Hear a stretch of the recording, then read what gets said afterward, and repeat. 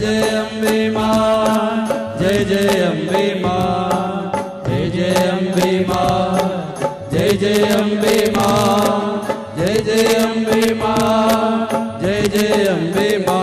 अम्बे मां तारो जय जयकार, मातो शक्ति नो अवतार, मातो जगनी पालनहार, तारो आरती रे, अम्बे मनी आरती रे, आरती रे, अम्बे मनी आरती रे। अम्बे मां तारो जय जयकार, मातो शक्ति नो अवतार, मातो जगनी पालनहार, तारो आरती रे, अम्बे मनी आरती रे, तारो आरती रे, अम्बे मनी आरती रे।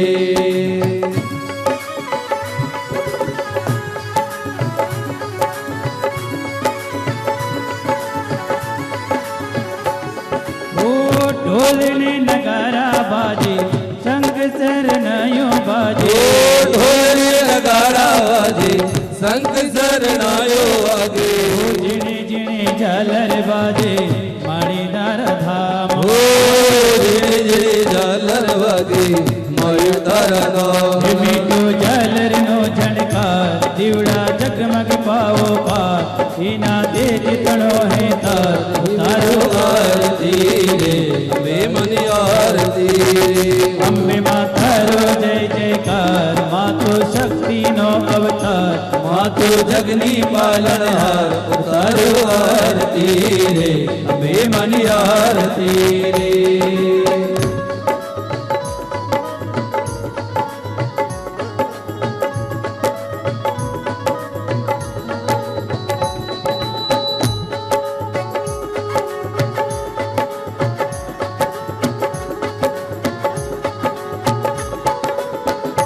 मूर्ति मानी मंगलकारी, शोभा छे न्यारी, मूर्तिमान मंगलकारी, शोभायन चेहरे न्यारे, तेज रे तपे जेना 14 भवन, ओ तेज रे जपे जे माना 14 भवन। शोभे चाले रे सणकार, रोणी मोतियानो हार, मान शोभे ते अपार, तारो आरती रे, अम्बे मनी आरती रे, तारो आरती रे, अम्बे मनी आरती रे।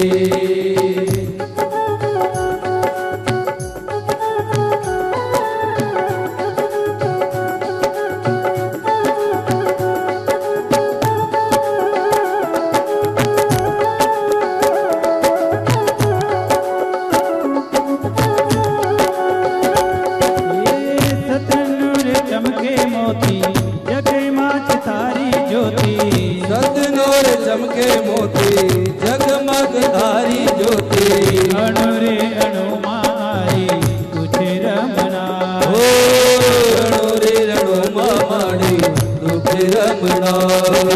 लीला अपरंपार, नावे परचानो रे अपार, तुझने रमता नर नीला, तारो आरती रे, अम्बे मनी आरती रे, अम्बे मातारी जय जयकार, मातु शक्ति नो अवतार, मातु जगनी पालनहार, तारो आरती रे, अम्बे मनी आरती रे।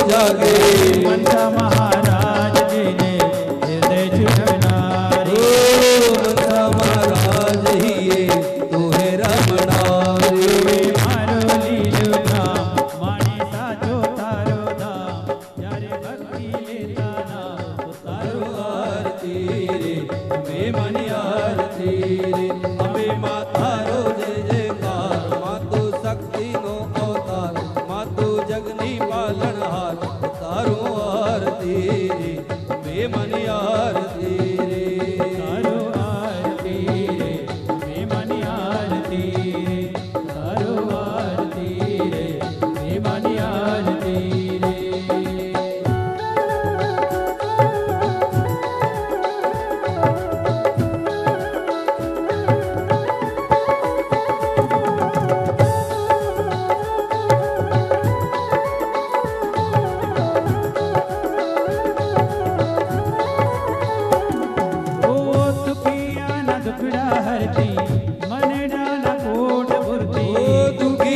દુખડા હરતી મનડાના બોડ કરતી જીવન અજવાલે મારી અંબે માની આરતી ઓ જીવન અજવાલે મારી અંબે મારી હે માતુ ધરણાની દાતા આયે ભક્તોની રખવા કરતી સોન બેડો પાર તારો આરતી રે અંબે મારી આરતી અંબે માં તારો જય જયકાર માતુ શક્તિનો અવતાર માતુ જગની પાલનહાર તારું આરતી રે અંબે મારી આરતી રે તારો આરતી રે બે મની આરતી રે તારો આરતી રે અંબે મારી આરતી રે તારો આરતી રે અંબે મારી આરતી રે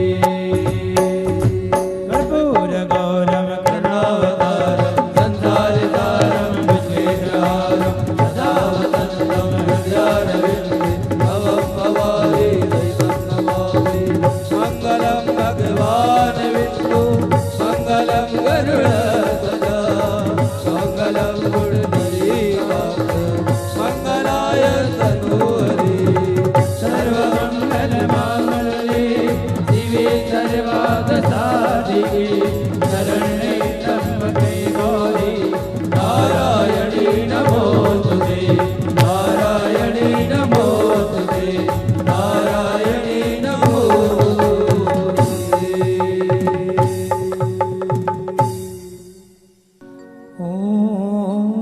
ओंकार बिंदु संयुक्तम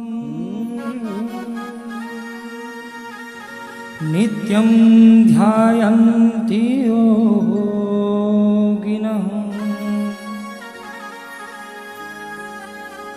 इदं मोक्षदं चैव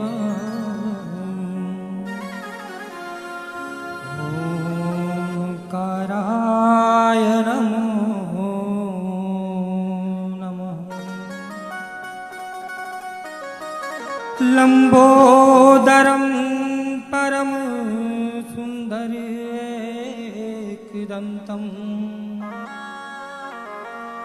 पीताम्बरं त्रिनयनं परमं पवित्रम्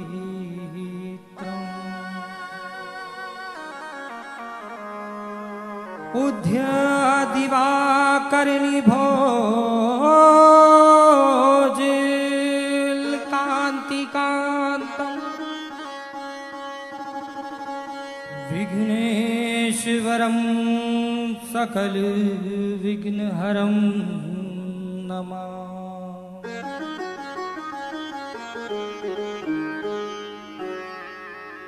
गुरुर्ब्रह्मा गुरुर्विष्णु गुरुर्देवो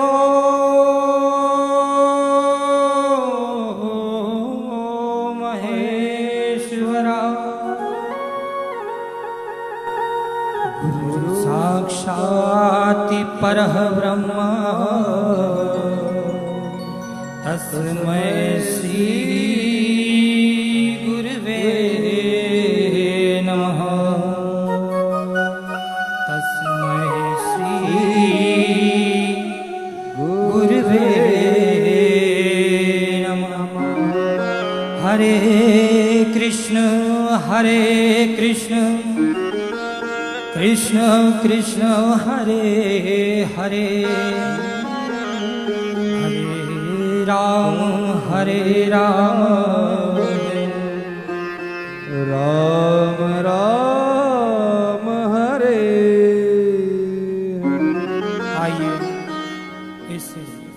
नवरात्र पावन पर्व में हम सभी कथा में प्रवेश होने से पूर्व सावधान हो जाएं। सभी अपनी आंखें बंद कर गहरी सांस लेवें, सांस गहरी लेवें, रोकें रोकें रोकें, छोड़ें। पुनः एक बार गहरी सांस लेवें, रोकें रोकें रोकें, छोड़ें। पुनः एक बार गहरी सांस लेवें, रोकें रोकें रोकें, छोड़ें। इसी के साथ सभी अपना दाहिना हाथ हृदय पर रखें। हृदयाय नमः। दाहिना हाथ मस्तक पर। ऐं शीर्षे स्वाहा। सभी दाहिना हाथ शिखा पर रखें। सभी दाहिना हाथ शिखा पर रखें। ह्रीं शिखायै वषट्। क्लीं कवचाय हुं। नेत्र पर। चामुंडायै विच्चै नेत्राभ्यां बहुषट्। ॐ ऐं ह्रीं क्लीं चामुंडायै विच्चै अस्त्राय फट्। हृदय देश में सभी अर्ध आंखों में मां का ध्यान करेंगे। अर्ध आंखों में मां की सुंदर प्रतिमा को देखें। मां के सुंदर मुख का अपने हृदय में दर्शन करें। मां ने अपने हाथों में खड्ग, त्रिशूल, तलवार, भाला आदि शस्त्रों से मां हम सभी के हृदय में विराजमान है। मां के सुंदर नयनों को अनुभूत कर मां के चरणों में अपनी प्रार्थना लगाते हुए, मां का ध्यान करते हुए हम सभी कथा में प्रवेश करते हैं।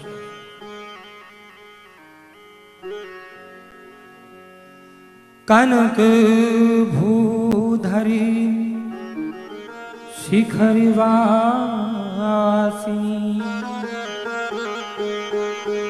चंद्रिका चय चारु हासिनी।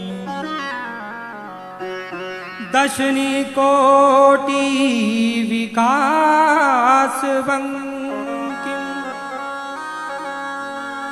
तुलित चंद्र।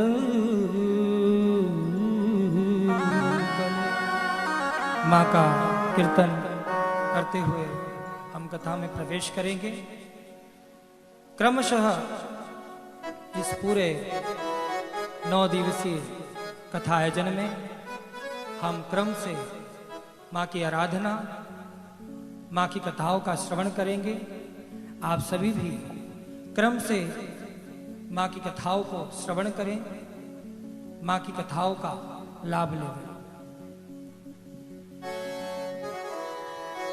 ओम मंगलम ओंकार मंगलम गौरी मंगलम शारद मात मंगलम। ओम मंगलम ओंकार मंगलम गौरी मंगलम शारद मात मंगलम। ओम मंगलम ओंकार मंगलम। ओम मंगलम ओंकार मंगलम। ओम मंगलम ओंकार मंगलम। ओम मंगलम ओंकार मंगलम। काली मंगलम शारदमात मंगलम। ओ काली मंगलम शारदमात मंगलम। ओम मंगलम ओंकार मंगलम अम्बे मंगलम जगदम्बे मंगलम। ओम मंगलम ओंकार मंगलम गौरी मंगलम जगदम्बे मंगलम।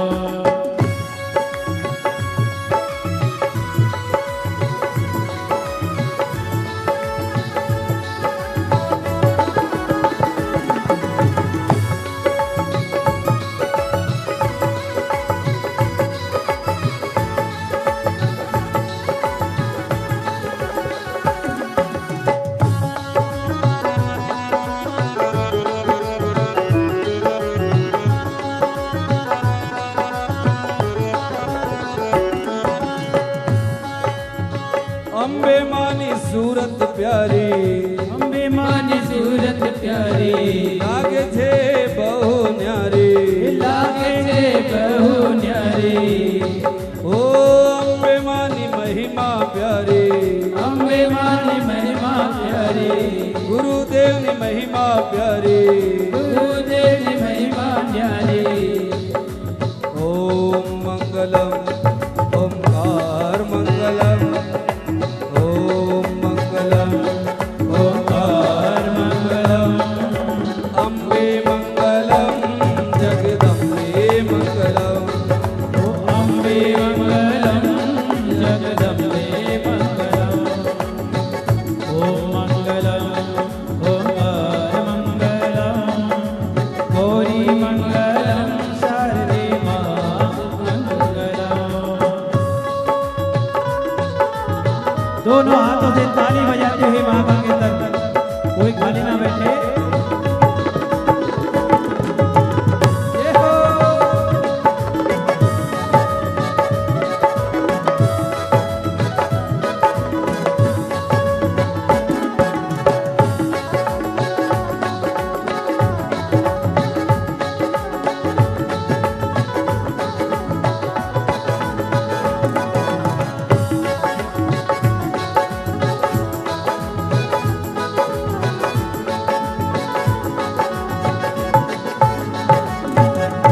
ओम मंगलम ओंकार मंगलम। ओम मंगलम ओंकार मंगलम मां सरस्वती मंगलम शारदे मंगलम। माता सरस्वती मंगलम ओम मंगलम ओंकार मंगलम गौरी मंगलम जगदम्बे मंगलम। ओम मंगलम ओंकार मंगलम अम्बे मंगलम जगदम्बे मंगलम। हरे काली मंगलम हरे मंगलम हरे मंगलम हरे मंगलम अम्बे मंगलम जगदम्बे मंगलम। दुर्गा दुर्गा अम्बे मंगलम हरो सकल कल्याण जगदम्बे मालक मामी सरणे अम्बे मंगलम धरो हमारे मंगलम जगदम्बे मंगलम। बोलो शेर वाली मैया की जय हो सदगुरु देव की जय हो अपने अपने माता पिता की जय हो उमापति महादेव की जय हो सब संतन की जय जय सीता। ओम नमः पार्वती पते हर हर महादेव। ओम। कहा जाता है हम जितने भी तीर्थ कर लें, हम जितने भी दिव्य दर्शन कर लें,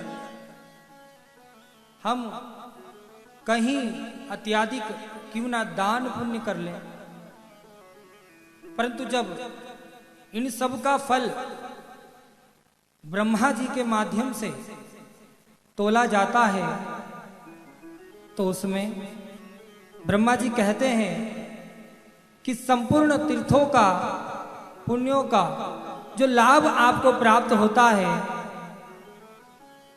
अगर आप बस मात्र एक बार देवी भागवत श्रवण कर ले तो उन सब तीर्थों का लाभ जो आप ले रहे हैं उन लाभों में कहीं गुना वृद्धि हो जाती है।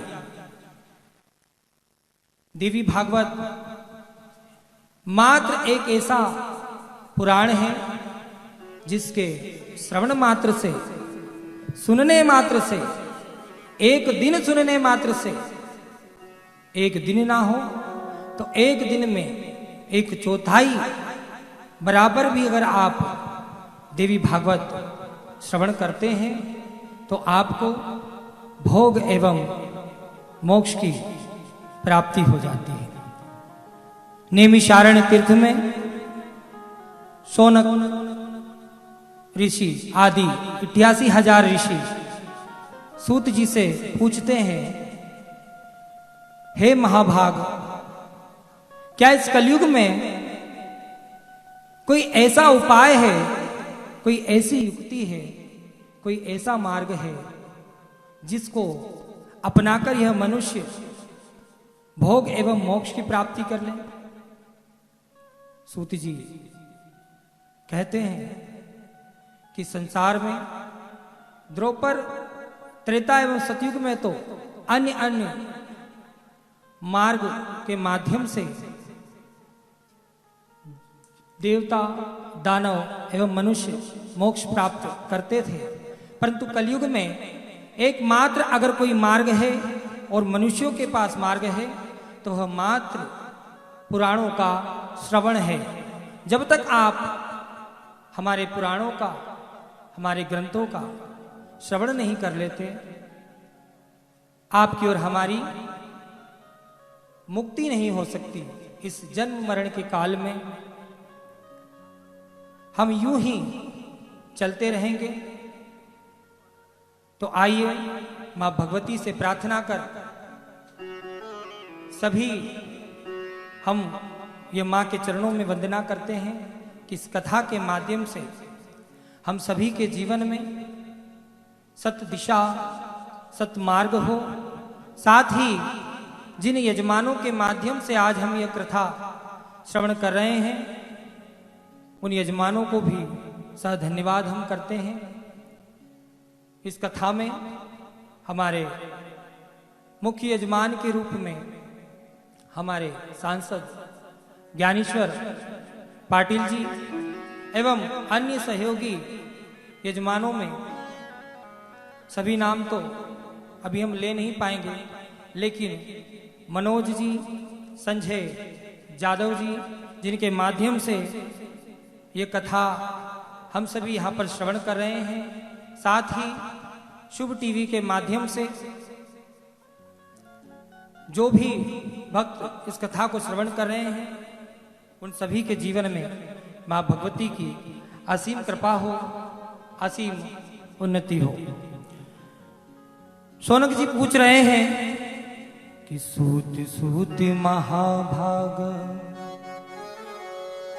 वदनो वदा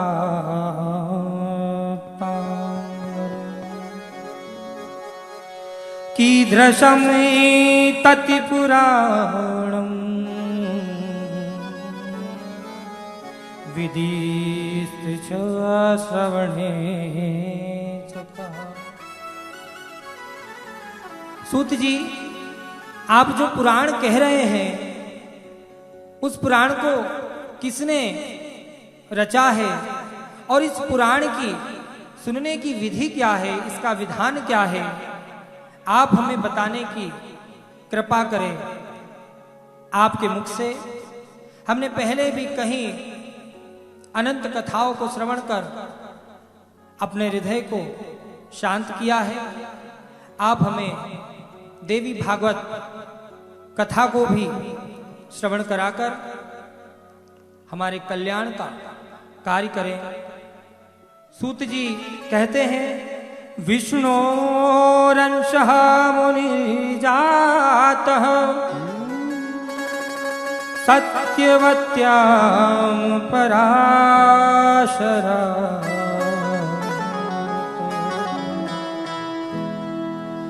विपद जपेतः चतुरः शिष्यान् अध्यापयत् पुराणम् देवी भागवतं तत्र पुराणम् भोगमोक्षदम्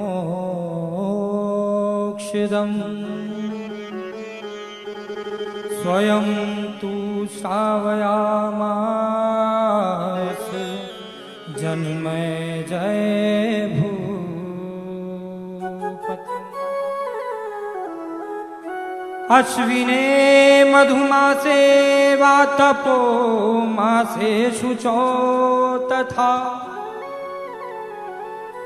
चतुर्षु नवरात्रेषु विशेषात् फलदायक। सूत जी कह रहे हैं कि पराशर ऋषि एवं सत्यवती के माध्यम से, पराशर जी एवं सत्यवती के संयोग से द्विपायन कृष्ण जी का जन्म हुआ और उन्हीं के माध्यम से एक वेद के 4 भाग बनाए गए एवं 18 पुराणों की रचना की गई। 18 पुराण कौन कौन से? मत्स्य पुराण, मार्कंडेय पुराण, भागवत पुराण, भविष्य पुराण, वायु पुराण, वामन पुराण, वाराह पुराण, विष्णु पुराण, ब्रह्म पुराण, ब्रह्मांड पुराण, ब्रह्म वैवर्त पुराण, अग्नि पुराण, पद्म पुराण, नारद पुराण, कुंभ पुराण एवं गरुड़ पुराण, लिंग पुराण इत्यादि पुराणों को रचा गया। इसी के साथ रामायण, भागवत, अन्य आदि उपन्यासों को वेद व्यास जी ने जन मानव के कल्याण के लिए रचित किया। लेकिन जब व्यास जी ने सब वेदों को पढ़ा, सब ग्रंथों को पढ़ा, तो व्यास जी को आत्मिक शांति प्राप्त नहीं हो पाई। व्यास जी व्याकुल हो गए। वह सोचने लगे कि 4 वेद, 18 पुराण एवं अन्य उप पुराणों को श्रवण करने के बाद में भी जब मेरा स्वयं का चित्त शांत नहीं हो रहा, तो वह मनुष्य जो कलयुगी समय में होगा, क्योंकि कलयुग में कहा जाता है मनुष्य को मोक्ष प्राप्ति की चिंता नहीं रहती, मनुष्य मोक्ष नहीं चाहता। कलयुग का मनुष्य मात्र भोग चाहता है। क्या चाहता है? वह मात्र भोग चाहता है। वह इस संसार में खूब संपत्ति हो जाए, बड़ा बड़ा मकान स्वयं के नाम पर हो, बड़ी बड़ी गाड़ियां हो, मनुष्य चले तो उसके आगे पीछे संरक्षण कर्ता की एक कतार हो, बैंक में बहुत सारा बैलेंस हो। क्या हो? बैलेंस हो। क्योंकि आज के मनुष्य को भोग के अलावा कुछ सूझता ही नहीं, और वह इसलिए नहीं सूझता क्योंकि कलयुगी मनुष्य की बुद्धि क्षीण है, नून है। उसी के साथ मनुष्य की आयु भी बड़ी ही नून है। मनुष्य की आयु आप माने किस प्रकार? आपने देखा होगा कि जब वर्षा की कुछ बूंदें गिरती हैं और एक पत्ते पर, एक पत्ते पर अगर एक बूंद गिर जाती है और वह पत्ता हिलता है और वह बूंद भी जब हिलती है तो उस बूंद के समान मनुष्य का जीवन है। न जाने कब वह बूंद पत्ते से गिर जाए, निष्क्रिय हो जाए, उसी प्रकार मनुष्य का जीवन भी निष्क्रिय हो सकता है। तब व्यास जी सोचते हैं, विचार करते हैं और माँ आद्या शक्ति, परम शक्ति, माँ परम सुंदरी, त्रिपुर सुंदरी, माँ जगत जननी के चरणों में वह प्रार्थना करते हैं। और जब वह प्रार्थना करते हैं तो माँ भगवती उन्हें श्रीमद देवी भागवत महापुराण रचने की सलाह देती हैं और व्यास जी माँ भगवती आदेश अनुसार देवी पुराण को रचते हैं। और इस पुराण के माध्यम से ही आप भोग एवं मोक्ष की प्राप्ति कर सकते हैं। व्यास जी कहते हैं कि अष्टादशी पुराणानां मध्ये सर्वोच्चतम देवी भागवतम पुराण धर्मे कामर्थ मोक्षतम। 18 पुराणों में पंचम स्थान पर रहने वाला देवी पुराण ही एकमात्र इस कलयुग में ऐसा साधन है जिसके श्रवण मात्र से आप भोग एवं मोक्ष प्राप्त कर सकते हैं। शौनक जी पूछते हैं कि इसकी विधि क्या है, इसे कब श्रवण करना चाहिए, किस तिथि में इसका श्रवण करना चाहिए। तो सूत जी कह रहे हैं अश्विने मधुमासे वा तपो मासे शुचो तथा चतुर्षु नवरात्रेषु विशेषात् फलदायक।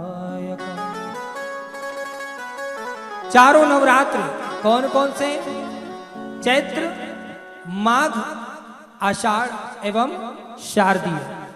इन चारों नवरात्रों में जो भी देवी भागवत को क्षण भर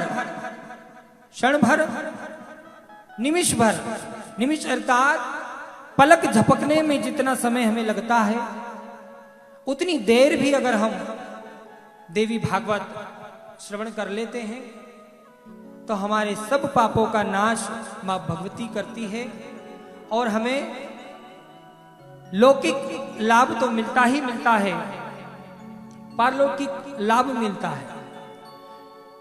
अर्थात श्रवण मात्र से ही आपको समझ आना नहीं आना यह तो कोई विषय ही नहीं है। बस देवी भागवत का रस अगर आपके कानों में पड़ गया तो उसी से ही आपका और हमारा कल्याण हो जाता है। पर शौनक जी यह भी कह रहे हैं कि सूत जी कलयुग में मनुष्य क्योंकि वेदों का पाठन कर पाना सभी के लिए संभवत नहीं होता, तो क्या जो व्यक्ति, जो मनुष्य ग्रंथों को पढ़ना नहीं जानता, वेदों को पढ़ना नहीं जानता, तो क्या वह भी इस कथा के माध्यम से अपना कल्याण कर सकते हैं? तो सूत जी कहते हैं कि व्यास जी ने भी इसमें कहा है कि दिन मर्धम तदर्दम वा मुहूर्तम क्षण में ये शृण्वन्ति नरा भक्त्या न तेषां दुर्गतिं क्वचित्।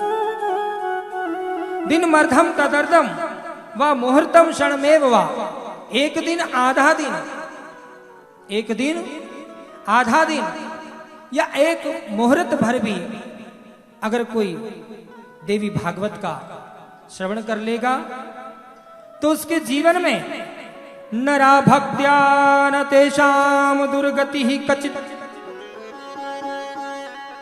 व्यास जी क्या कह रहे हैं? नरा भक्त्या न तेषाम दुर्गति ही कचित। उस मनुष्य की दुर्गति हो ही नहीं सकती। उस मनुष्य के जीवन में दुख हो ही नहीं सकता।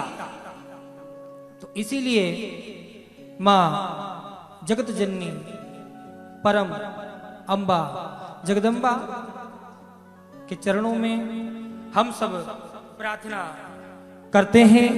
और बहुत ही यह गौरव की बात है कि नवरात्र पक्ष में, नवरात्र पर्व में हम देवी भागवत श्रवण कर रहे हैं। और इसी प्रकार क्रम से हम पूरे 9 दिन देवी भागवत का श्रवण करेंगे।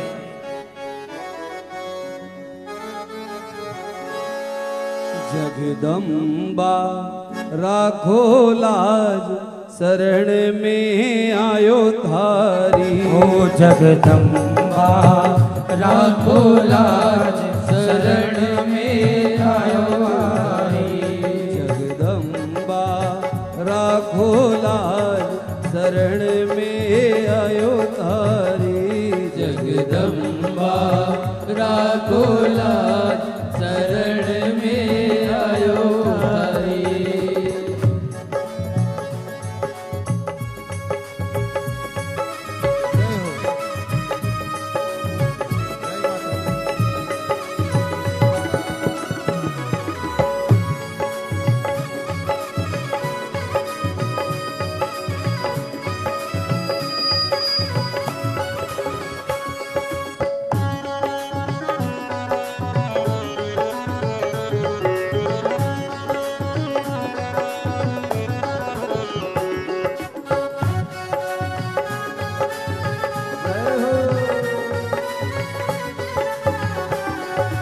ऊंचे पर्वत मंदिर धारो लाल चुनरिया सोहे। ऊंचे पर्वत लंबे थारो लाल चुनरिया सोवे। ओ ऊंचे पर्वत मंदिर धारो लाल चुनरिया सोहे। ओ ऊंचे पर्वत लंबो थारो लाल चुनरिया सोवे। चंदन हार गले में मैया भक्तारो मन मोहे। ओ बंधन हार गले में माला भक्तन तारो सोहे। आ चंदन हार गले में मैया भक्तारो मन मोहे। ओ चंदन हार गले में माला भक्तारो मन मोहे। हरे हाथ खड़ंग तलवार शरण में आयो थारी। हाथ खड़क लोधार शरण में आयो हरी। जगदम्बा राखो लाज शरण में आयो थारी। जगदम्बा राखो लाज शरण में आयो हरी।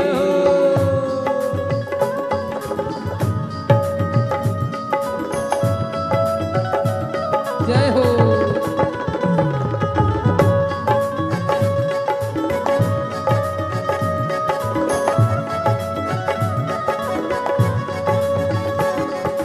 अम्बा लाखो लाज शरण में आयो थारी। जगदम्बा राखो लाज शरण में आयो थारी। अब कथा श्रवण क्यों करनी चाहिए?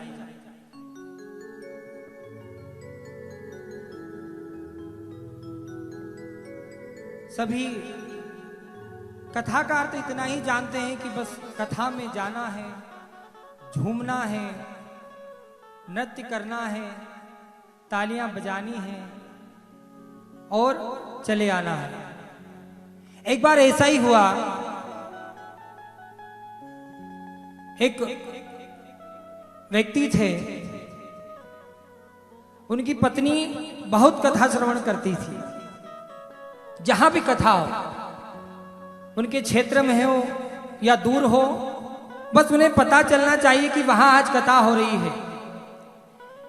एक दिन उन्हें पता चल गया कि हमारे क्षेत्र में बहुत बड़े प्रसिद्ध कथाकार आ रहे हैं। वह माता 2 दिन पहले से तैयारी करने लगी क्या तैयारी करने लगी कि कथा 7 दिन की है, मुझे 7 साड़ियां नहीं लानी है। वो अपने पति के पीछे पड़ गई कि कथा होने वाली है, बहुत प्रसिद्ध कथाकार आ रहे हैं, आप मुझे साड़ियां ला करके दो। अब पति बेचारा सीधा, उसने कहा ठीक है, ये कथा का नाम ले रही है तो ठीक है, अगर मैं मना करूंगा तो यह मुझसे ही झगड़ा करेगी, ये कथा घर में शुरू कर देगी, तो इसकी कथा बाहर ही चलती रहे।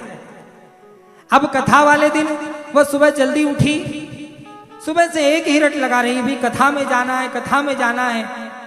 अब उस माता का पति कह रहा है कि तुम जल्दी चली जाओ, हम तुम्हें रोक नहीं रहे। वह माता खूब तैयार हुई, 2 घंटा उसने तैयार होने में लगाया, और 2 घंटे बाद वो अपने पति से कहती कि जल्दी जल्दी में तो मैं तैयार ही नहीं हो पाई, जल्दी जल्दी में मैं तैयार ही नहीं हो पाई। और वह कथा सुनने के लिए चली गई। अब कथा सुनकर जब वो शाम में लौटी, जब वो घर पहुंची तो उस माता, उस बहन के पति देव ये पूछते हैं कि आज कथा में महाराज जी ने क्या कहा। वह माता कहती है, अरे कथा में तो बहुत भीड़ थी, इतनी भीड़ थी, इतनी भीड़ थी कि सर ही सर दिख रहे थे। उनके पति कह रहे हैं कि वह तो ठीक है, वह तो अच्छी बात है, लेकिन महाराज जी ने कहा क्या। माता ने कहा 2 किलोमीटर दूर ही पार्किंग व्यवस्था की थी, 2 किलोमीटर दूर गाड़ियां बहुत खड़ी हो रही थी। पति ने कहा ठीक है, अच्छी बात है, वह इतने प्रसिद्ध कथाकार है तो भीड़ तो होगी ही। अब फिर उसने अपनी पत्नी से प्रश्न किया कि वह सब ठीक है, लेकिन महाराज जी ने कहा क्या। वह फिर बोली कि इतना भंडारा बट रहा था, इतने लोग प्रसाद पा रहे थे, लेकिन प्रसाद खत्म नहीं हो रहा, और इतनी भीड़ की 7-8 लाख पब्लिक होगी वहां पे, भले ही 3 लाख हो, कितनी, भले ही 3 लाख हो। अब पति थोड़ा क्रोधित हो गए, गुस्सा आ गया कि चलो ठीक है भाई, हमने माना बहुत भीड़ थी, 2 किलोमीटर दूर पार्किंग थी, बहुत भंडारा प्रसादी बट रही थी, लेकिन आखिर महाराज जी ने आपसे, हम यह पूछ रहे हैं कि महाराज जी ने आखिर कथा में क्या कहा। अब पत्नी चिढ़ गई, बोले तुम बार बार झगड़ा करने का रास्ता ढूंढ रहे हो, क्या तुम में इतनी भी अक्ल नहीं है कि इतनी भीड़, अब इतनी भीड़ में महाराज जी ने क्या कहा वो कोई सूझ पड़ रहा है हमें। तो कथा का अर्थ ये नहीं है कि हम भीड़ में सम्मिलित हो जाएं, भीड़ में रम जाएं। कथा का अर्थ यह होता है कि उससे हम कोई रस प्राप्त करें, कोई ज्ञान प्राप्त करें। और यह हमारे भारतवर्ष में सबसे बड़ी विडंबना है। क्या इस भारतवर्ष में भगवान को मानने वाले तो करोड़ों करोड़ों लोग हैं। क्या है? भगवान को मानने वाले एक नहीं, 2 नहीं, करोड़ों करोड़ों लोग हैं, लेकिन भगवान की बात मानने वाले कोई भी नहीं। जबकि इस भारतवर्ष में सनातनी धर्म एक ऐसा है जिसके उत्थान के लिए बहुत साधन है। आपने देखा होगा अन्य धर्मों में, इस्लाम धर्म में उनके पास अगर ज्ञान उपदेश सुनने मात्र कोई ग्रंथ मिलता है तो वो मात्र एक ही है, मस्जिद कुरान। एवं आपने देखा होगा कि बाइबिल वालों के लिए बाइबिल एक ही मात्र ग्रंथ है या नहीं है? और सिख धर्म में भी, खैर सिख धर्म तो हमारा अपना धर्म है, लेकिन उसमें भी एक ही ग्रंथ गुरु गोविंद साहेब का नाम सुनने में आता है। लेकिन यहां देखिए भारतवर्ष में सनातनियों के पास 4 वेद ऋग साम यजु अथर्व, इसके अतिरिक्त 6 शास्त्र, 18 पुराण एवं अन्य उपन्यास, कई ऐसे मार्ग है जिसे श्रवण कर हम अपने जीवन का कल्याण कर सकते हैं। लेकिन हम अपने जीवन का कल्याण नहीं चाहते, हम मात्र भोग चाहते हैं। तो अब इस शस्त्र में हम यही प्रार्थना मां भगवती से करेंगे कि वह हम सभी पर कल्याण करे, और इसीलिए सब कहेंगे हो चौसठ जोगणी देवी रे देवलिए रमजा।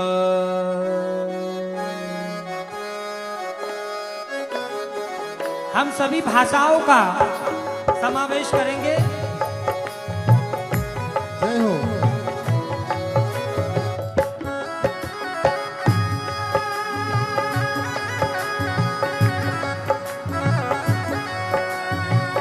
देवा में देवी बड़ी, जय हो, और बड़ी जगदम्बे मां, लजिया मोरी राख जो की जो म्हारी सा। 64 जोगड़ी देवी रे देवड़े रमजा। 64 जोगणी देवी रे देवड़िए रमजा। उमर घालनी मयरे मंदरे रमजा। उमर गालनी देवड़िए रमजा। ओ देवड़िए रमजाय भवानी मंदरिए रमजा। देवड़िए रमजाय भवानी मंदिरिए रमजाय। 64 जोगड़ी देवी देवड़िए रमजा। ऊपर घालनी भवानी देवड़िए रमजा।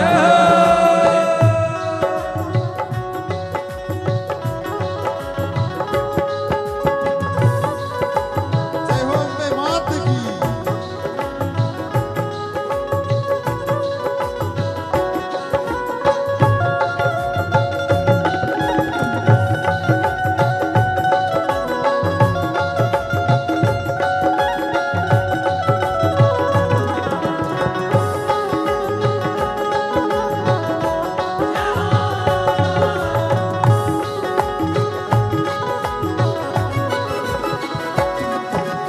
हंस सवारी कर मोरी मैया ब्रह्मा रूप बनायो। प्रभु हंस सवारी कर जगदम्बा ब्रह्मा रूप बनायो। ब्रह्मा रूप बनायो भवानी ब्रह्मा रूप बनायो। ब्रह्मा रूप बनायो भवानी ब्रह्मा रूप बनायो। 4 वेद मुख 4 विराजे। 4 वेद मुख 4 विराजे। चारों रोजस गायो। ओ चारों रोज गायो। 64 जोगणी देवी रे मंदरिए रमजा।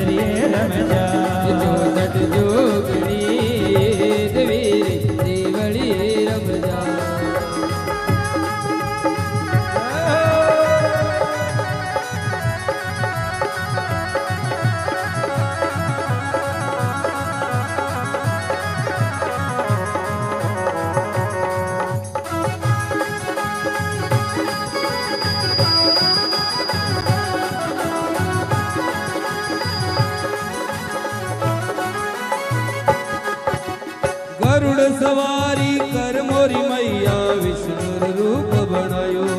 हे गरुड़ सवारी कर मोरी मैया विष्णु रूप बनायो। ओ गरुड़ सवारी कर मोरी मैया विष्णु रूप बनायो। ओ गरुड़ सवारी कर मोरी मैया विष्णु रूप बनायो। विष्णु रूप बनायो मोरी मैया विष्णु रूप बनायो। विष्णु रूप बनायो नव दुर्गा विष्णु रूप बनायो। गदा पदम संग चक्र विराजे गदा पदम संग चक्र विराजे। मधुवन रास रचायो ओ मधुवन रास रचायो। 64 जोगनी जोगणी देवड़ी रमजा। उमर घालड़ी मई मंदरी रमजा। उमर गाड़ी मई मंदरी रमजा। देवड़िए रमजाय भवानी मंदरिए रमजा। देवड़िए रम जाए भवानी मंदरिए रम जाए। ओ देवड़िए रमजाय भवानी मंदरिए रमजा। 64 जोगणी देवड़िए रम जाए। उमर घालड़ी मई देवड़िए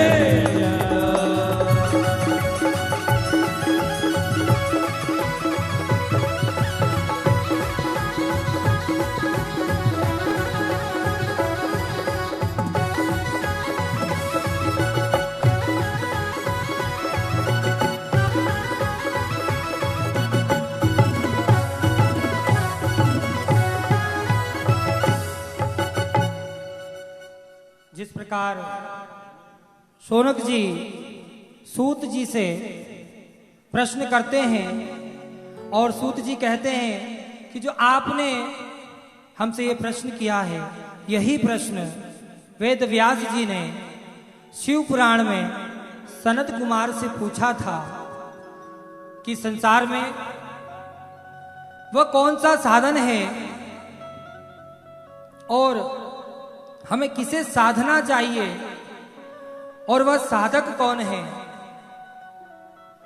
सनत कुमार जी ने बड़े ही सुंदर शब्दों में कहा है कि साध्य अर्थात शिव पद की प्राप्ति कर लेना ही साध्य है। अब साधन क्या है? साधन में नवदा भक्ति में से कोई एक भक्ति, हम नवदा भक्ति में से 9 प्रकार की भक्ति में से कोई एक भी भक्ति अगर हम कर लेते हैं तो हमें शिव पद की प्राप्ति हो जाती है। और शौनक जी पूछ रहे हैं कि वह साधक कौन है। तो साधक वही है जो स्वयं को मां भगवती के चरणों में समर्पित कर दे, क्योंकि संपूर्ण संसार को अभी तो संसार ही नहीं, इस संसार को सृष्टि करने वाले ब्रह्मा जी, इस संसार का पालन करने वाले विष्णु जी एवं इस संसार में श्रृंगार का कार्य करने वाले स्वयं रौद्री शंकर जी को उसी परम जगत जननी जगदम्बा ने सृष्टि के लिए अपने ही अंश रूप में महा सरस्वती प्रदान की है एवं इस संसार के पालन के लिए भगवान विष्णु जी को महालक्ष्मी उसी आद्या शक्ति ने प्रदान की है और रौद्री शंकर को संहार के लिए महाकाली रूप में उस आद्या शक्ति ने ही महाकाली शक्ति प्रदान की है। शौनक जी कह रहे हैं कि आखिर हम किस वाणी में किस प्रकार मां जगत जननी की उपासना कर सकते हैं, प्रार्थना कर सकते हैं। तो बड़े ही सुंदर शब्दों में सूत जी कहते हैं कि सृष्टो यह सर्ग रूपा जगदवन विधौ पालनीया चरा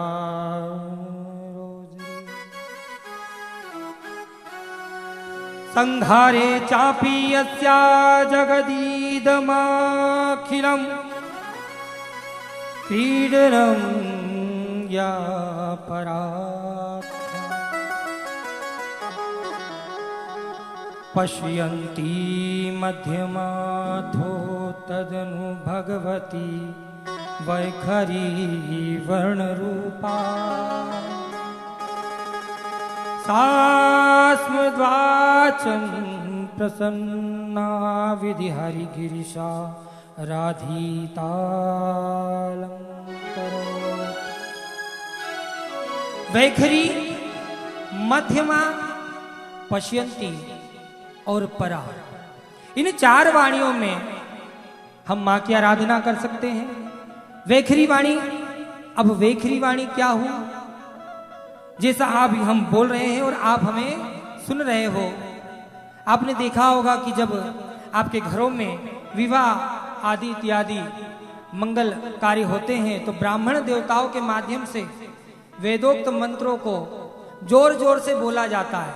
वैखरी वाणी उसे कहते हैं कि जिसमें हम ब्रह्मा विष्णु शिव का वैखरी वाणी में, वैखरी वाणी अर्थात जोर जोर से बोलकर उच्चारण कर हम ब्रह्मा विष्णु शंकर की आराधना करें।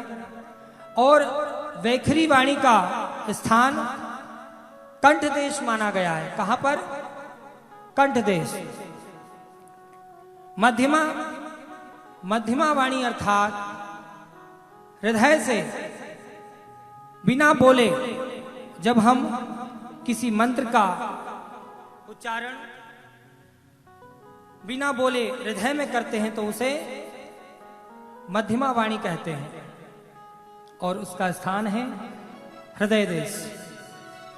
इसी के साथ पश्यंती वाणी, पश्यंती वाणी क्या हुई?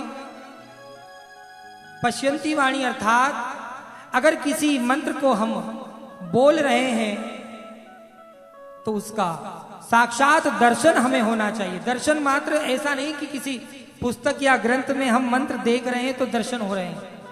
दर्शन अर्थात हमारे हृदय में, हमारे मन में उस मंत्र का दर्शन होना चाहिए। उसे पश्यंती वाणी कहा गया है।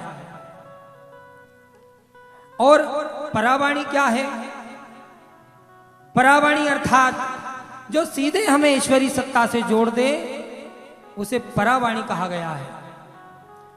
अब हम वैखरी वाणी से ब्रह्मा विष्णु महेश आदि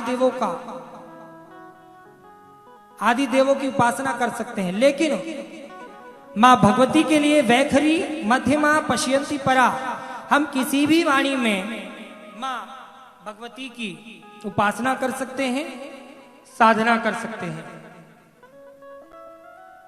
विधि हमने बताई कि चारों नवरात्र में हम देवी भागवत श्रवण कर सकते हैं। इनके अलावा अगर हमें देवी भागवत श्रवण करनी हो तो उसके लिए हमें विशेष मुहूर्त की आवश्यकता पड़ती है, विशेष तिथि की आवश्यकता पड़ती है। अन्य भागवत में, आप गीता भागवत में आपने देखा होगा कि कोई विशेष मुहूर्त की आवश्यकता नहीं पड़ती है। रामायण श्रवण के लिए हमें कोई विशेष मुहूर्त की आवश्यकता नहीं पड़ती है। लेकिन देवी भागवत के लिए अगर नवरात्र के अलावा हम देवी भागवत श्रवण करते हैं, ये हम नहीं कह रहे हैं, ये व्यास जी कह रहे हैं कि हमें विशेष नक्षत्रों को देखते हुए देवी भागवत श्रवण करना चाहिए। लेकिन एक और व्यास जी यह भी कह रहे हैं कि अगर जो नक्षत्र देखना नहीं जानता है, जो वेदों को पढ़ना नहीं जानता है, वह किसी भी समय कभी भी सरल भाव से अगर देवी भागवत का श्रवण या पाठन करता है तो उसके जीवन में सभी दुखों का नाश होता है एवं भोग के साक्षात उसे मोक्ष भी प्राप्त हो जाता है। सूत जी कह रहे हैं शौनक जी से कि देवी भागवत तो श्री कृष्ण के लिए, देवी भागवत श्री कृष्ण के लिए वसुदेव जी ने भी श्रवण की थी। शौनक जी पूछ रहे हैं कि वसुदेव जी ने श्री कृष्ण के लिए देवी भागवत श्रवण की, जबकि श्री कृष्ण तो स्वयं ही विष्णु अवतारी हैं, इस सर्वत्र ब्रह्मांड को पालने वाले हैं और उनके लिए यह कैसे संभव है। शौनक जी सूत जी से कहते हैं कि आप हमें इस कथा को बड़े ही बारीकी से समझाने का, बड़ी बारीकी से समझाने का आप कष्ट करें, क्योंकि जो इस संसार को पाल रहा है, इस संसार को जो चला रहा है, उसके वियोग में भी अगर श्री कृष्ण के पिता वसुदेव जी देवी भागवत को श्रवण कर रहे हैं तो उसका कारण क्या है। सूत जी कहते हैं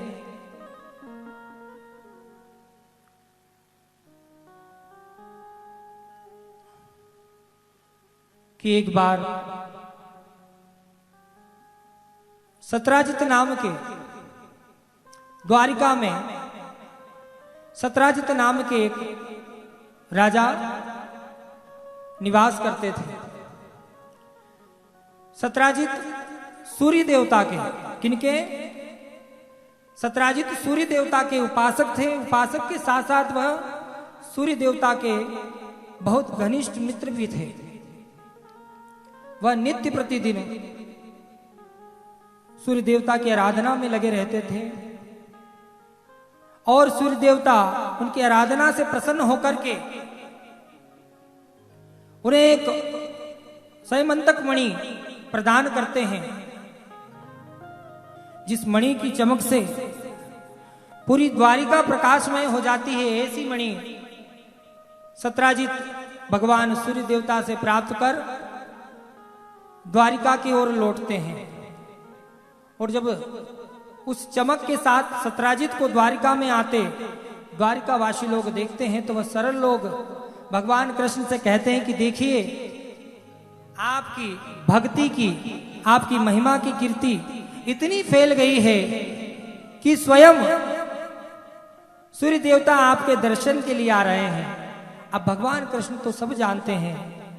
कृष्ण जी कहते हैं कि यह भगवान सूर्य नहीं है, यह सूर्य से सैमंतक मणि प्राप्त कर सत्राजित चला आ रहा है।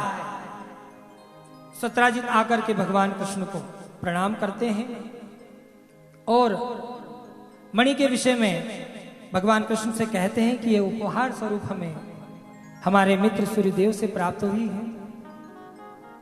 अब भगवान कृष्ण उनसे कहते हैं कि यह मणि आप हमें दे दीजिए, शायद यह आपके लिए इतनी आवश्यक नहीं है, लेकिन आप जानते हैं कि अगर कोई विशेष वस्तु हमें मिल जाए और हमारा कितना भी घनिष्ठ कोई क्यों ना हो, आपने देखा होगा जब शोरूम से हम नई गाड़ी निकाल कर लाते हैं, चाहे बाइक हो या कार हो, टू व्हीलर हो, फोर व्हीलर हो, हम जैसे ही पहले दिन गाड़ी निकाल करके लाते हैं, कोई हमारा मित्र, आपका मित्र कहता है कि लाओ जरा एक बार हमें दे दो, चक्कर लगाने दो, तो हमारा मन उतर जाता है। उतरता है या नहीं? हमारा मुंह थोड़ा सा लटक जाता है, मन में ऐसा लगता है इसे मना कर दें। हम कहीं टालने का प्रयास करते हैं, कहीं कोशिश करते हैं, लेकिन आजकल के मित्र बड़े जिद्दी होते हैं, क्योंकि वह गाड़ी लेने के समय हमारे साथ ही जाते हैं तो हम मना कर नहीं सकते। लेकिन जब वो गाड़ी ले जाते हैं तो हमारे मन में घड़ी के कांटे के बराबर धक धक धक धक धक धक प्रारंभ हो जाता है कि कोई स्क्रैच ना लग जाए गाड़ी में, यह कहीं गिरा ना दे। उसी प्रकार सत्राजित के मन में भ्रम उत्पन्न हो गया। सत्राजित मन ही मन विचार करने लगे कि देखिए भगवान कृष्ण कितने स्वार्थी हो गए कि सैमंतक मणि, इतनी प्रकाशमय मणि जो हमें दिन में 8 बार स्वर्ण देती है, यह मणि हमसे भगवान कृष्ण मांग रहे हैं। वह मन में विचार करते कि नहीं, ये मणि हम भगवान कृष्ण को नहीं दे सकते। और वह भगवान कृष्ण के प्रश्न का उत्तर दिए ही बिना द्वारिका से लौट जाते हैं। सत्राजित घर पहुंचते हैं, वह मणि अपने घर में वह विराजमान करा देते हैं। समय बीतता है। सत्राजित के छोटे भाई प्रसेन एक दिन उस मणि की चमक से प्रभावित हो जाते हैं। उनके मन में एक भाव उत्पन्न हो जाता है कि क्यों ना इस मणि को आज धारण किया जाए। वह अपने भाई सत्राजित को देखते हैं, वह उस समय घर में होते नहीं हैं। वह चुपके से उस मणि को उठा करके धारण कर लेते हैं। अब आपने देखा होगा कि अगर हमारे पास कोई शस्त्र हो तो हमें उससे बल प्राप्त होता है। अगर आपने देखा होगा कि अगर हमारे हाथ में लाठी हो तो हमें ऐसा लगता है कि नहीं कोई बल है, या कोई शस्त्र हो, तलवार हो, त्रिशूल हो, तो हमें ऐसा लगता है बल हमारे साथ चल रहा है। उसी प्रकार जब समयंतक मणि प्रसेन ने धारण करी तो उसके मन में आखेट अर्थात शिकार करने की इच्छा जागृत हो गई। और प्रसेन मणि धारण कर अपने आशु पर विराजमान होकर अपने घोड़े पर बैठकर जंगल की ओर निकल जाते हैं। और जंगल में जाने के बाद वह मणि धारण कर यहां वहां पशुओं का शिकार करने लगते हैं। लेकिन उन्हें पता ही नहीं चलता उस मणि के प्रभाव से कि वह जंगल में बहुत ही अंदर की ओर, बहुत ही वीरान जगह पर पहुंच गए हैं। और वहां जाते जाते उनके बाणों के तीर भी समाप्त हो गए हैं। अब अगर कोई जंगली पशु उनके सामने आता है तो वह क्या करेंगे, इस बात का भी उन्हें आभास नहीं रहता। और ऐसा ही होता है कि प्रसेन के सामने एक बाघ आ जाता है और वह बाघ भी उस मणि से प्रभावित होकर प्रसेन के ऊपर आक्रमण करता है और प्रसेन को वहीं पर मार देता है। प्रसेन की मृत्यु हो जाती है। और वह बाघ उस मणि को, अब देखिए वह बाघ भी उस मणि से इतना प्रभावशाली हो गया कि उस मणि को उस बाघ ने धारण कर लिया और वह बाघ भी जंगलों में विचरण करने लगा। और जब वह बाघ जामवंत की कंदरा के पास पहुंचा तो जामवंत ने देखा कि यह एक पशु, एक बाघ, यह एक शेर इतनी सुंदर मणि धारण किए जा रहा है, जबकि इस मणि की इस बाघ को आवश्यकता नहीं है। यह मणि तो हमारे पास होनी चाहिए। अब जामवंत उस बाघ पर आक्रमण करते हैं और उस बाघ को मारकर उस मणि को धारण करके अपनी कंदरा में चले जाते हैं। और अपनी कंदरा में जाने के बाद जामवंत वह मणि अपने बच्चों को यूं ही खेलने के लिए देते हैं। समय बीतता है।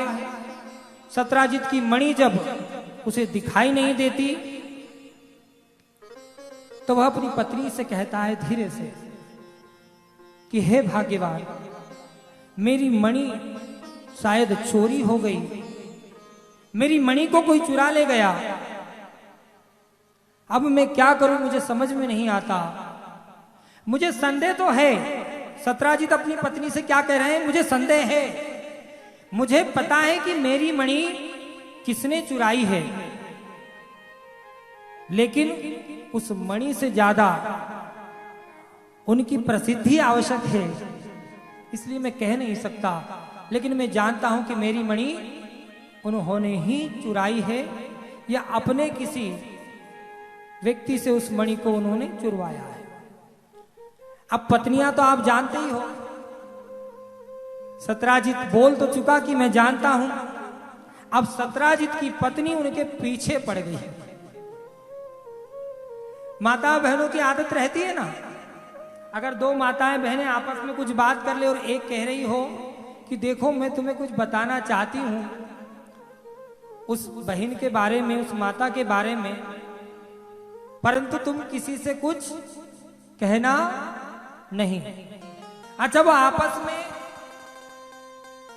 ये वादा भी करती है। एक कह रही है कि मैं तुम्हें बता रही हूं तुम किसी से कहना नहीं, क्योंकि मैं तुम पर बहुत विश्वास करती हूं, तुम मेरी सबसे अच्छी सहेली हो। अच्छा, दूसरी भी कह रही कि क्या तुम मुझ पर विश्वास नहीं करती हो? आज तक मैंने तुम्हारी बातों को बाहर किया है। अब जब एक माता अपने मन की बात दूसरी माता को बताती है, तो दूसरी माता 2 से 3 दिन, 3 से 4 दिन तक ही उस बात को अपने मन में, अपने पेट में रख पाती है। 3-4 दिन बाद वह भी माता किसी अपनी सहेली को कहती है कि देख, मैं तुझ पर बहुत विश्वास करती हूं, उसने मुझे सौगंध डाली है, लेकिन मैं तुम्हें बता रही हूं तुम किसी से कहना नहीं। और ऐसे एक से दूसरी जगह, दूसरी से तीसरी जगह, इसी प्रकार सत्राजित की पत्नी उनके पीछे पड़ गई कि आप मेरे पति परमेश्वर है, मैं आपकी धर्म पत्नी हूं। धर्म पत्नी, देखिए आजकल के लोग धर्म पत्नी का अर्थ ही नहीं जानते। आपने देखा कभी हम अपनी मां को कहते हैं क्या कि धर्म की मां है? हम अपने भाई के लिए लगाते हैं धर्म का भाई। हम अपनी बहन के लिए लगाते हैं क्या धर्म की बहन? लेकिन हम अपनी पत्नी के लिए क्या लगाते हैं? ये हमारी धर्म की पत्नी है। लेकिन आजकल लोग वाइफ कहते हैं। क्या कहते हैं? वाइफ, जिसका अर्थ नहीं है। धर्म की पत्नी अर्थात वह धर्म के साथ आपके कुल में जुड़ रही है। वह यह प्रतिज्ञा ले रही है कि आपके कुल को बढ़ाने के लिए, आपके कुल के विस्तार के लिए वह अपना कुल छोड़कर, अपना धर्म छोड़कर आपके धर्म को स्वीकार करती है और धर्म के साथ वह आपकी धर्म पत्नी बनती है। तो इसी प्रकार सत्राजित की पत्नी ने अपने पति पर दबाव डाला, और अगर पत्नी का दबाव पति पर आ जाए तो जो पति यहां बैठे होंगे वह तो जानते ही हैं कि पत्नी जब तक पत्नी है तभी तक अच्छी है। कोई माता बुरा ना माने कि पत्नी जब तक पत्नी है तभी तक अच्छी है। अगर पत्नी हथनी बन गई तो आपको अपने सुंड में उठाकर कहां फेंक दे पता ही नहीं चलेगा। अब सत्राजित विवश हो गए और उन्होंने विवशता के अधीन होकर अपनी पत्नी को बताई दिया कि यह मणि मुझसे भगवान कृष्ण ने मांगी थी और मैंने उनकी बात का उत्तर नहीं दिया, इसलिए शायद उन्होंने इस मणि को अपने किसी सैनिक के माध्यम से चुरवा लिया है।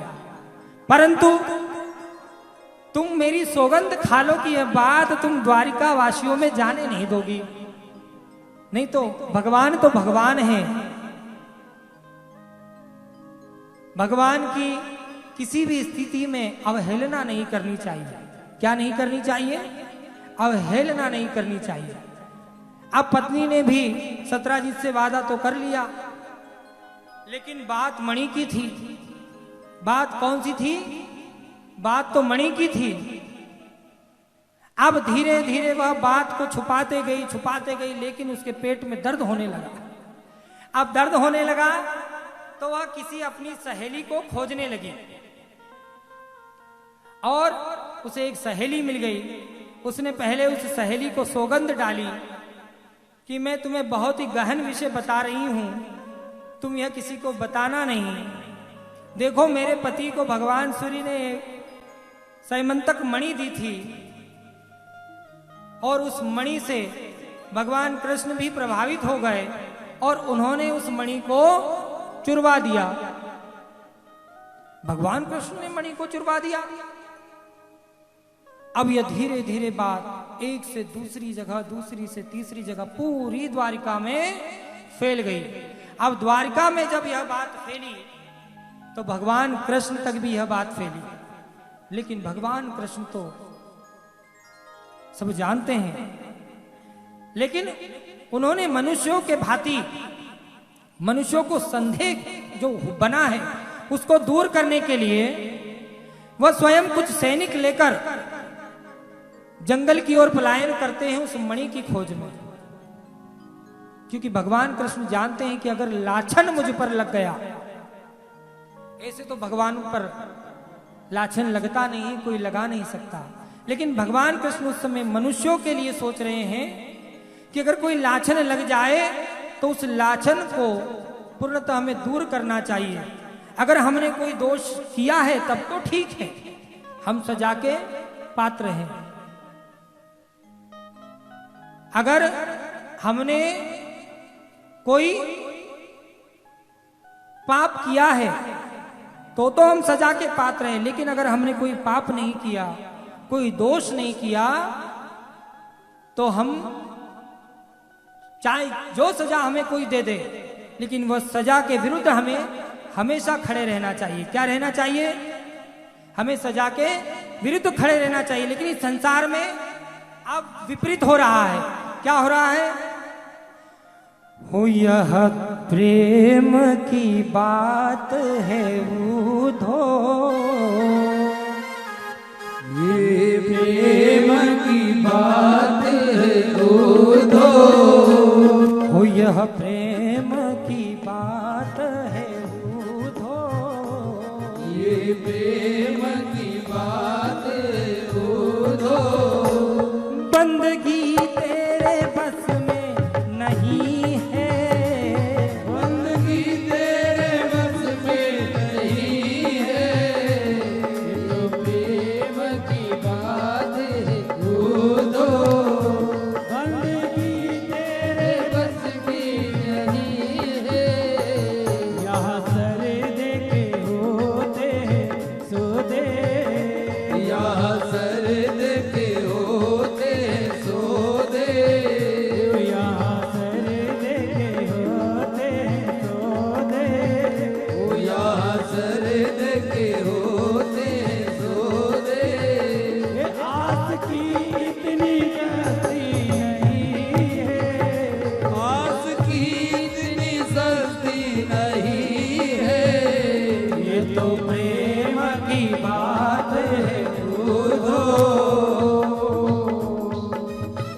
देखिए बहुत ही सुंदर, इस संसार में जो दोषी है वो तो खुलेआम घूम रहा है। आप भी जानते हैं, हम भी जानते हैं, ये संसार जानता है। आज का समय तो इतना विडंबना भरा हो गया है कि अपराध करने वाला व्यक्ति कुछ धन देकर, जो निर्दोष है लेकिन उसकी परिस्थिति अगर खराब है तो उसे धन देकर वह अपने सारे दोष उसके माथे पर मढ़ देता है। और वह निर्दोष व्यक्ति भी जानता है कि संसार में परिवार को पालना, परिवार को चलाना कितना मुश्किल है।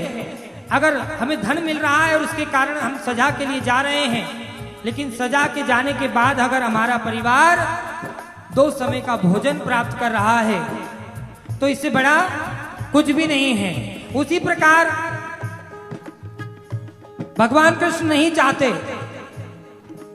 कि जब हमने मणि स्वयं चोरी नहीं की, हमने मणि को चुराया नहीं और पूरे द्वारका वासियों में यह भ्रम फैल गया कि हमने उस मणि को चुरा लिया है, इसलिए भगवान अपने सैनिकों के साथ जंगल की ओर पलायन करते हैं और जंगल में जाते समय वह देखते हैं कि सत्राजित के छोटे भाई प्रसेन का मृत शरीर जंगल में पड़ा हुआ है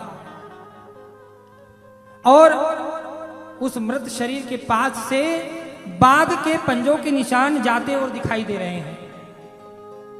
भगवान कृष्ण उस बाघ के पंजों के पीछे पीछे जाते हैं और थोड़ी दूर जाकर के जब भगवान कृष्ण देखते हैं कि कंदरा एक गुफा के बाहर वह पंजे जाकर खत्म हो गए।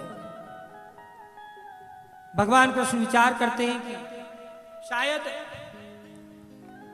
किसी बाघ ने प्रसेन को मारा है और वह मणि लेकर के वह कंदरा में चला गया। भगवान कृष्ण अपने सैनिकों से कहते हैं कि हम कंदरा में प्रवेश कर रहे हैं और जब तक हम मणि लेकर लौटते नहीं हैं आप हमारा इस कंदरा के द्वार पर ही प्रतीक्षा करें, आप यहीं रुके। ऐसा कहकर भगवान कृष्ण कंदरा में प्रवेश कर जाते हैं। कंदरा में जाते ही भगवान कृष्ण देखते हैं कि छोटे छोटे बच्चे उस समयंतक मणि के साथ स्वयंतक मणि के साथ खेल रहे हैं। भगवान बड़े आश्चर्यचकित होते हैं कि बच्चे मणि के साथ खेल रहे हैं। प्रसेन मारा गया और ये मणि यहां कैसे पहुंची?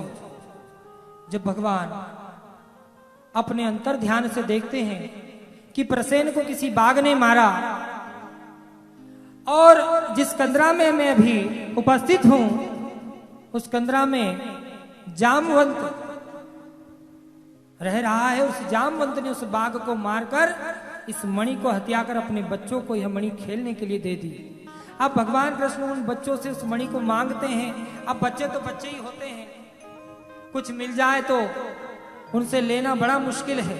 एक बच्चों से कुछ लेना और किसी को कर्ज देने के बाद वापस कर्ज लेना, ये दोनों ही विडंबना वाले कार्य। अगर आपने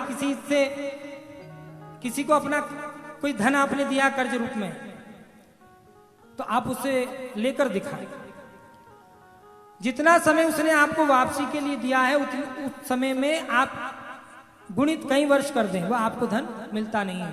अब जैसे ही भगवान कृष्ण ने बच्चों से मणि मांगना चाहिए, बच्चे रोने लगे और बच्चे रोने लगे तो जामवंत अपने बच्चों की आवाज सुनकर उस कंदरा में दौड़ा दौड़ा चला आता है और अपनी अभिज्ञता के कारण वह भगवान कृष्ण को जान नहीं पाता और वह सीधे भगवान कृष्ण को युद्ध के लिए ललकारता है और जामवंत और भगवान कृष्ण में कंदरा के अंदर युद्ध प्रारंभ हो जाता है। और गुफा के बाहर देखिए भगवान कृष्ण के सैनिक भगवान कृष्ण की प्रतीक्षा कर रहे हैं। उन्होंने देखा कि लगभग एक सप्ताह बीतने जा रहा है लेकिन भगवान कृष्ण वापस नहीं लौटे। शायद भगवान कृष्ण को कुछ हो गया या अंदर गुफा में किसी पशु ने भगवान कृष्ण को कुछ कर दिया है। वह दौड़े दौड़े द्वारिका जाते हैं और वहां जाकर वसुदेव जी को यह सूचना देते हैं कि आपके पुत्र भगवान कृष्ण कंदरा में मणि के लिए गए लेकिन वह आज सप्ताह भर हो गया, वह लौटे नहीं। यह सुन के ही वसुदेव, पिता तो पिता रहते हैं, अपने संतान का दुख अगर पिता के पास चला जाए तो पिता का हृदय टूट जाता है, मनोबल कम हो जाता है। वैसे ही वसुदेव जी बड़े ही टूट गए, दुखी हो गए और निराश होकर वह भगवती के चरणों में प्रार्थना करने लगे, विलाप करने लगे कि हे भगवती, मेरे कृष्ण को कुछ हो गया है, मेरा कृष्ण अभी तक क्यों नहीं लौटा। और वह भगवती के सामने विलाप कर ही रहे थे कि उस समय भगवान नारद वहां पर पहुंच जाते हैं। नारद जी वसुदेव जी से उनके विलाप का, उनके दुख का कारण पूछते हैं तो वसुदेव जी कहते हैं कि हे नारद जी, मेरे कृष्ण को वन जाए हुए सप्ताह से ऊपर दिन बीत गए लेकिन मेरा कृष्ण लौटा नहीं है। सैनिकों का कहना है कि कृष्ण को कुछ हो गया, वह गुफा में उस मणि के लिए पहुंचे थे, लेकिन अब तक वह गुफा से बाहर नहीं आए। हे नारद, आप तो सभी समस्याओं का मार्ग जानते हैं, अब इस स्थिति में मैं क्या करूं? आप मुझे कोई मार्ग बताइए, कोई रास्ता बताइए कि जिससे मेरा कृष्ण पुनः लौट आए द्वारिका में। नारद जी बड़े ही प्रेम से कहते हैं कि वसुदेव जी, यही प्रश्न जो आप मुझसे कर रहे हैं कि मैं कौन सा मार्ग आपको दूं, वह कौन सा रास्ता आपको दूं जिसके माध्यम से आपके पुत्र आपके पास लौट जाए। इसी प्रश्न को एक बार स्वयं ब्रह्मा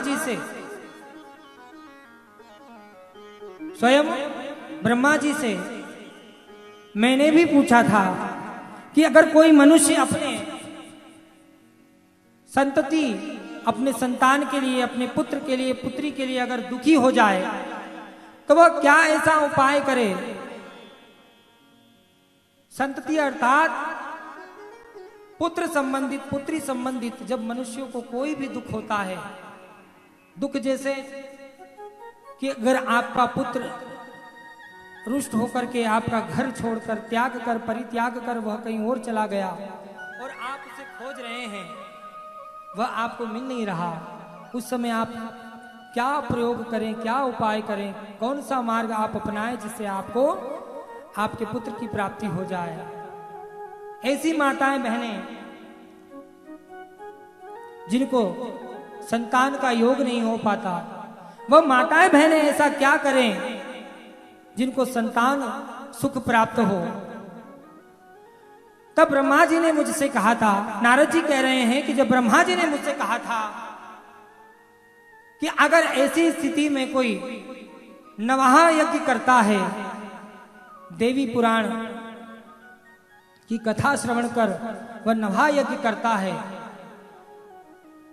तो उसका संतति दुख दूर हो जाता है और उसकी संतान उसके पास पुनः लौट जाती है। और जिनके भाग्य में संतान ना हो, उन्हें भगवती की कृपा से संतान प्राप्त हो जाती है। और जिन्हें संतान से कोई दुख हो, कष्ट हो, जिस प्रकार आपने देखा होगा कई बार आप लोगों के बच्चे संगति के कारण दुर्व्यवहार में हो जाते हैं, वह नशा पत्ता इत्यादि मार्ग में पड़ जाते हैं, तो उस समय ऐसा क्या किया जाए जिससे वह सत्य मार्ग में हो। नारद जी भी वसुदेव जी से कह रहे हैं कि वसुदेव जी, आप भी देवी पुराण का श्रवण करें और नवाह यज्ञ का आप अनुष्ठान करें। मां भगवती की कृपा से आपके पुत्र कृष्ण जी अवश्य लौटेंगे। ऐसा नारद जी ने कहा ही था कि वसुदेव जी को पूर्वत एक प्रसंग याद आ गया और उन्होंने कहा, बिल्कुल सत्य कह रहे हैं नारद जी आप। मुझे एक पूर्वत प्रसंग याद आ गया जब कंस को मेरी 8वीं संतान से मृत्यु का भय था और वह निरंतर मेरे संतानों का वध कर रहा था, मार रहा था, उन्हें मृत्यु दे रहा था। और मेरी 6ठी संतान तक जब उसने मेरी संतानों को मृत्यु दी, तब मैं बहुत दुखी हुआ, मेरी पत्नी देवकी बहुत दुखी हुई। उस समय भी गर्ग ऋषि ने मुझे देवी भागवत नवाह यज्ञ अनुष्ठान के लिए कहा था, लेकिन उस समय मैं कंस के बंदी गृह में था, इसलिए मैंने गर्ग ऋषि से ही प्रार्थना की कि आप ही यह संकल्प लेकर के इस नवाह अनुष्ठान को पूर्ण कीजिए कि जिससे मेरी अब होने वाली संतान को कंस मार ना सके। और गर्ग ऋषि ने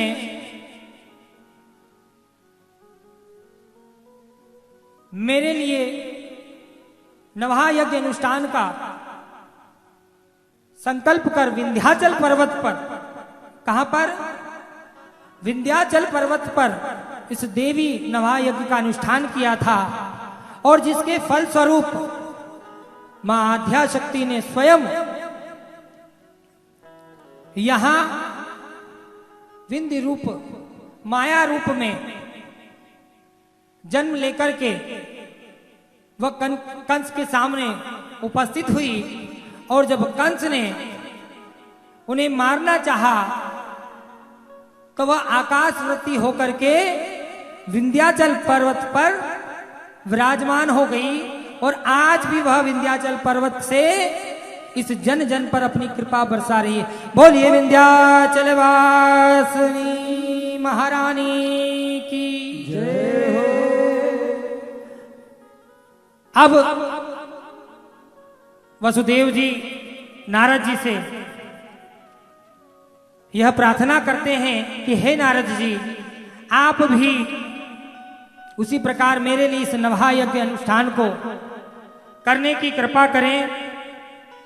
आप ही इस नवहा यज्ञ को संपन्न करावे और मेरा पुत्र कृष्ण मुझे शीघ्र से शीघ्र प्राप्त हो जाए। क्या हो जाए? शीघ्र से शीघ्र प्राप्त हो जाए। नारद जी यहां पर देवी अनुष्ठान की तैयारी करते हैं और वसुदेव जी कथा श्रवण के लिए तैयार होते हैं। हो जगदम्बा राखो लाज, शरण में थारी आयो। इस प्रकार वह जगदम्बा से प्रार्थना करते हैं और नारद जी अनुष्ठान की तैयारी करते हैं और क्या कहते हैं?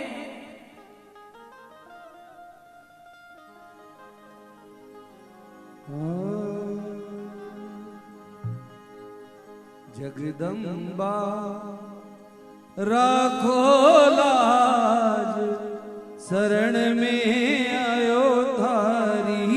जगदम्बा राखो लाज, शरण में आयो थारी। ओ जगदम्बा राखो लाज, शरण में थारी आयो। जगदम्बा राखो लाज, शरण में थारी आयो।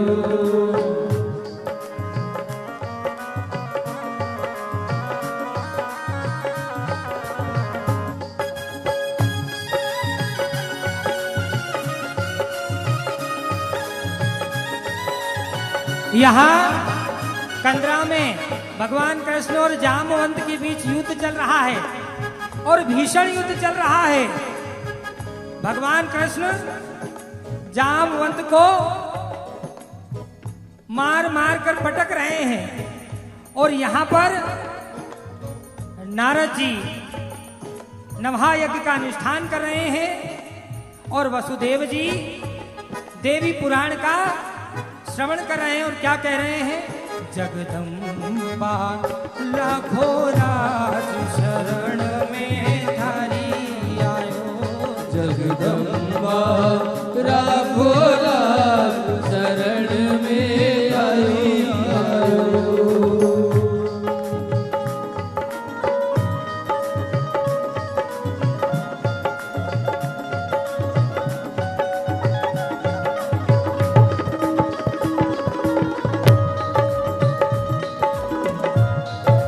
बहुत ही सुंदर नारद जी ने वेदी का निर्माण कराया। बहुत ही सुंदर मंडप नारद जी ने लगवाया और वेदोक्त के ज्ञाता ऋषियों को बुलाकर उस अनुष्ठान को प्रारंभ करवाया और कथा के माध्यम से नारद जी वसुदेव जी को कथा का रसपान करा रहे हैं। ऊंचो पर्वत मंदिर धारो लाल चुनरिया सोहे। ओ ऊंचो पर्वत मंदिर धारो लाल चुनरिया सोहे।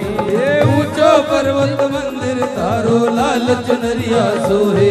ओ ऊंचो पर्वत मंदिर धारो लाल चुनरिया सोहे। चंदन हार गले में मैया भक्तारो मन मोहे। ओ चंदन हार गले में मैया भक्तारो मन मोहे। अरे हाथ खड़ंग तलवार शरण में आयो तारी। ओ जगदम्बा राखो लाज शरण में थारी आयो। यहाँ पर अनुष्ठान प्रारंभ हो गया और यहाँ पर युद्ध चलते चलते 25 से 26 दिन बीत गए और जब भगवान कृष्ण ने जामवंत को ऐसा पीटा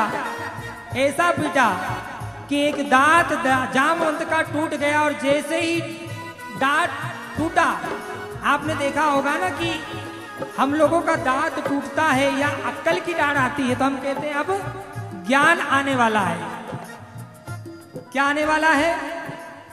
ज्ञान आने वाला है। उसी प्रकार जैसे ही जामवंत युद्ध में धराशायी होकर इस भूमि पर, उस कंदरा में भूमि पर पड़ते हैं, वैसे ही उन्हें स्मरण आ जाता है कि यह कृष्ण कोई और नहीं, यही तो मेरे प्रभु श्री राम हैं, यही मेरे पूर्व काल के आराध्य है।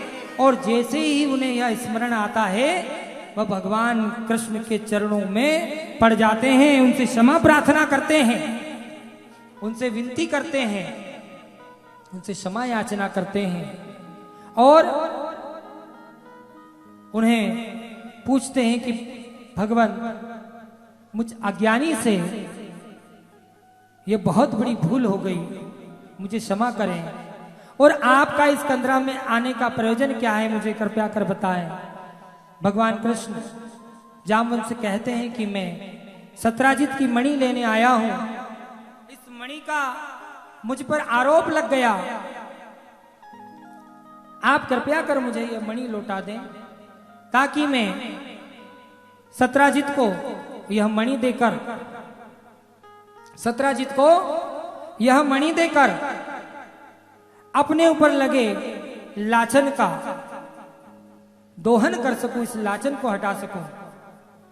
इसी के साथ जामवंत भगवान कृष्ण को मणि लौटा रहे हैं। वहां पर अनुष्ठान चल रहा है और यहां पर भी हम मां भगवती की भागवत कथा, परम कथा का रसपान कर रहे हैं। हिमालय में भी स्वयं मां भगवती कथा श्रवण करा रही है और आज प्रथम दिवस विलंब के कारण हम यहीं विश्राम करेंगे और चलते हैं विश्राम आरती की ओर। कल पुनः आप सभी समय पर कथा में पहुंचे। प्रथम दिन के कारण, नवरात्र में देरी के कारण आज कथा में थोड़ा विलंब हुआ है और उस विलंब को आगे ना हो, इस सभी का आप समिति के सदस्य, आप सभी यजमान, सभी आचार्यगण ध्यान रखें, क्योंकि कथा में विलंब नहीं होना चाहिए। कथा समय से प्रारंभ एवं समय से विश्राम होनी चाहिए। सभी यजमान आरती के लिए शीघ्र अतिशीघ्र पहुंचे, बिना विलंब करें।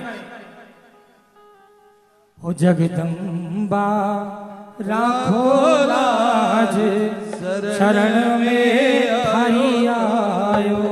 जगदम्बा राखो लाज शरण में थारी आयो। हो जगदम्बा राखो लाज शरण में थारी आयो। जगदम्बा राखो लाज शरण में धरी आयो। ओ जगदम्बा राखो लाज शरण में थारी आयो। जगदम्बा राखो लाज शरण में धरी आयो।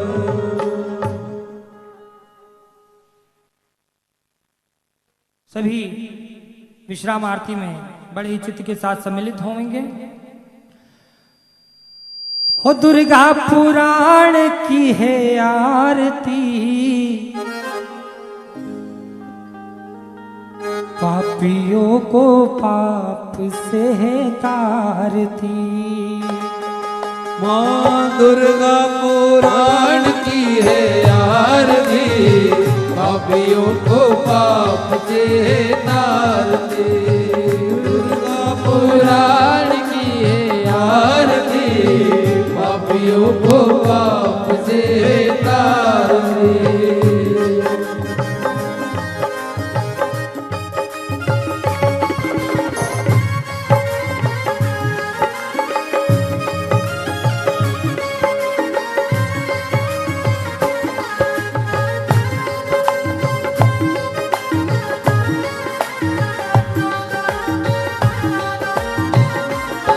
ओ दुर्गा पुराण की है आरती, पापियों को पाप से तारती। माँ दुर्गा पुराण की है आरती, पापियों को पाप से तारती। ये अमर ग्रंथ, ये भक्ति पंथ, ये वेदों की महारानी, ये जगदम्बा भवानी।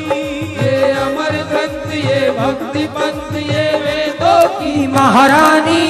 ये है जगदम्बा भवानी। ये दुख हरणी, ये सुख करणी, ये दुख हरणी, है सुख करणी। ये दुख हरणी, ये सुख करणी, ये दुख हरणी, ये सुख करणी। माँ शारद की ये आरती, पापियों को पाप से तारती। दुर्गा पुराण की ये आरती, पापियों को पाप से तारती।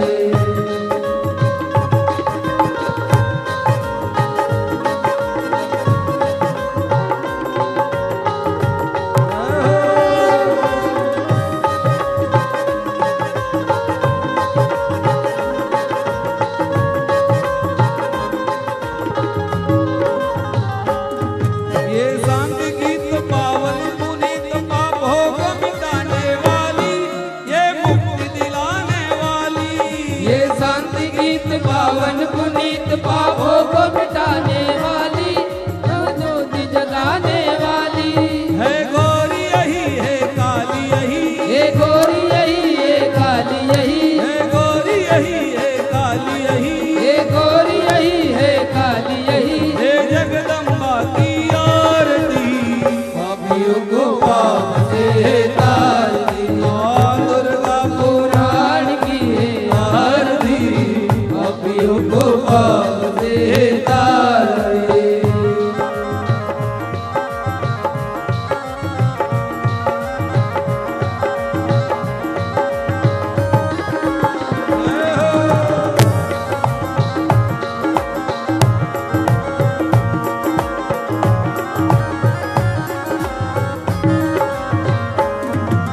ब्रह्मा विष्णु चरण पड़े और शंकर डमरू बजाए, शंकर डमरू बजाए। हे ब्रह्मा विष्णु चरण पड़े और शंकर डमरू बजावे, शिव शंकर डमरू बजावे। ब्रह्मा विष्णु चरण पड़े तेरे शंकर डमरू बजाए, तीनों लोक तेरा जस गाए। ब्रह्मा विष्णु चरण पड़े शिव शंकर डमरू बजावे, तीनों लोक तेरे गुण गावे। भक्तों का उद्धार करे, ये भक्तों का उद्धार करे। माँ भक्तों का उद्धार करे, माँ भक्तों का उद्धार करे। माँ दुष्टों का संहार करे, माँ दुष्टों का संहार करे। हे हाथ खड़ग तलवार भी, पापियों को पाप से तारती। माँ दुर्गा पुराण की है आरती, पापियों को पाप से तारती।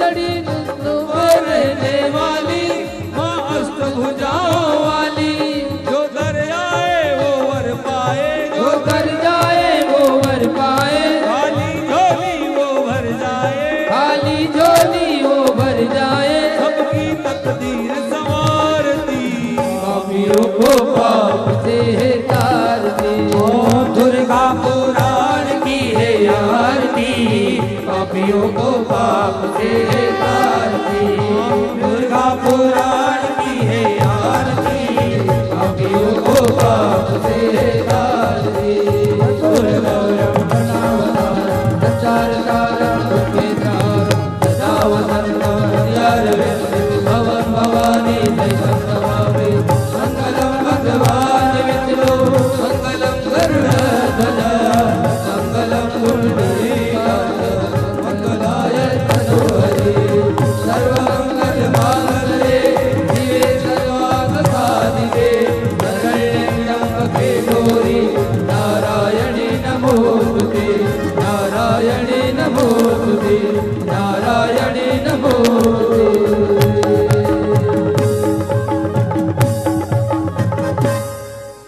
बोल श्री अम्बे मां की जय हो, श्री सरकार धाम की जय हो, सतगुरुदेव भगवान की जय हो।